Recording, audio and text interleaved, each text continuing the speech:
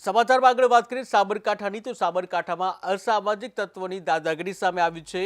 જ્યાં હિંમતનગરના ગોપાલકુંજ પાસે દાદાગીરી સામે આવી છે। વકીલ ઉપર સતત 2 દિવસથી હુમલો કરવામાં આવ્યો છે, ત્યારે પોલીસને જાણ કરવા છતાં પણ કોઈ પણ પ્રકારના પગલાં ભરવામાં નથી આવ્યા।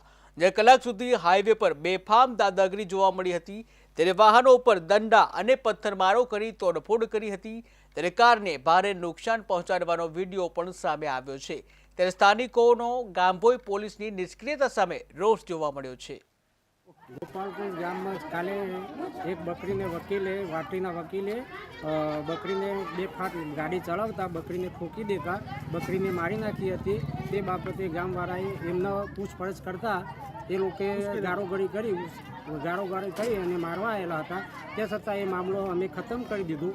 પછી તે સવારના પોરે સવારે લગભગ 9 વાગ્યાના ટાઈમે આ લોકો 100 થી 150 જણાએ આખો હુમલો લઈ આવી અને ગોપાલગુંજ ગામના અમારા થોડી સમાજને આ લોકો મારેલો અને ઘરમાં ઘૂસી અને વાસણો તોડફોડ કર્યા અને ઘરમાં ઘૂસી અમુક જે લોકો હતા એ ઘરમાં ઘૂસીને છોકરીઓને છેડછાડી કરી તાણી એમને પણ લાકડીઓ મારી।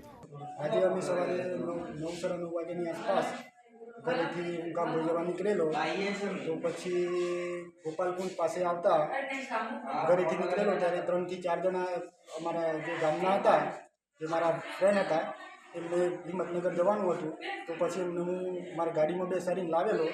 તો ગોપાલકુંજ જોડે આવતા એમને કોઈ 5-6 જણ હતા, એમને છૂટા પથ્થર માર્યા ગાડી પર, એટલે સાઈડનો ગ્લાસ તૂટી ગયો।